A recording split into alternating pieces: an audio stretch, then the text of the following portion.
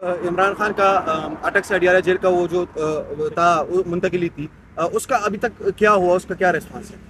जी, दो writ petitions समाअत हुई। तकरीबन एक को 20 दिन हो गए हैं, फैसला रिजर्व हैं। वो रिट पिटिशन इस हवाले से थी कि चेयरमैन पीटीआई को अटक जेल से अडियाला जेल मुंतकिल किया जाए और उनके अहल खाना को, उनके वकला को, उनके फिजिशियन को उन तक एक्सेस दी जाए।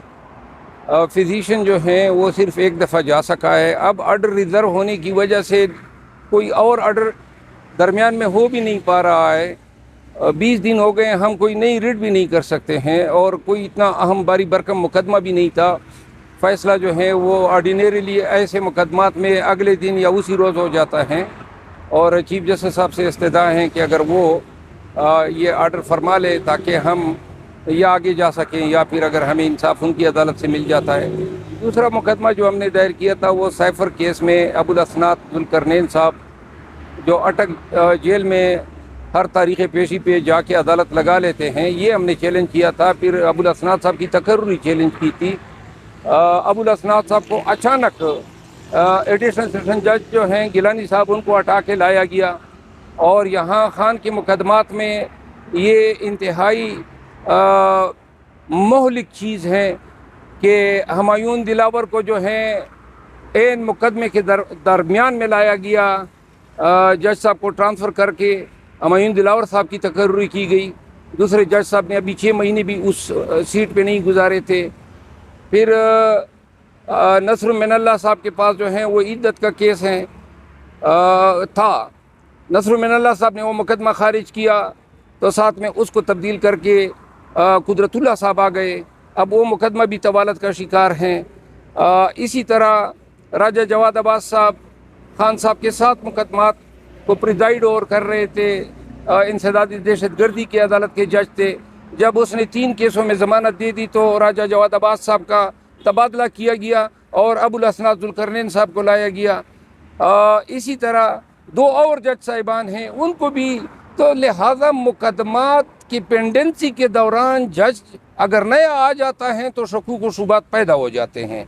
और हमारी ये इस्तदा है कि खुदारा ये अपने मर्ज़ी के जज हमारे मुकदमात के लिए न लाया करें। जिनको इत्तेफाक से गए हुए हैं, जो मुकदमात चले जाते हैं जिन जज साहिबान को, उनको फ़ैसला करने दे।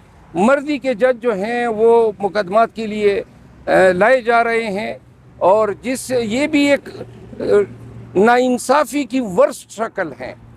क्योंकि क्यों कर उन जज साहिबान को किन वजूहात पे तब्दील किया गया। और राजा जवाद अब्बास साहब ने इमरान खान साहब की 3 ज़मानतें कन्फर्म की, 2 दिन के अंदर उनका तबादला हो गया और अबुल असनाद जुल्करनैन साहब पंजाब से लाए गए।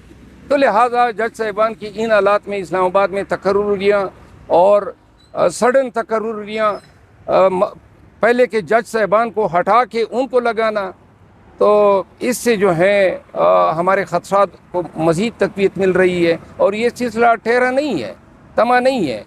अबुल असनाद जुल्करनैन की तकर्री जून में हुई, जून 2023 में। जून 2023 तक गिलानी साहब थे।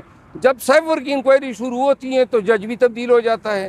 तो लिहाजा ये जज साहिबान क्यों कर तब्दील किए जा रहे हैं? सर, आपको क्या लगता है कि ये जो आप कह रहे हैं कि जजेस की तकर्रुरियाँ की जा रही है और इस तरह की चीज़ें हो रही है, इसके पीछे कौन है?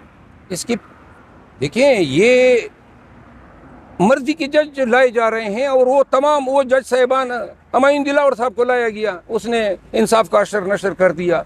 अबुल असनाद जुल्करनैन साहब बैठे हुए हैं, दहशतगर्दी के मुकदमे भी उसने फ़ैसला करने हैं और यह साइफर का केस भी उनको दिया गया। खसूसी उसका अपॉइंटमेंट उनकी की वजारत कानून ने।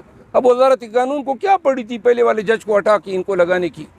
मतलब ये है कि वो जो पहले वाला जज साहब था वो रूल कानून के मुताबिक जा रहा था और ये हजरत जो हैं आते ही आप देख रहे हैं कि क्या हो रहा है।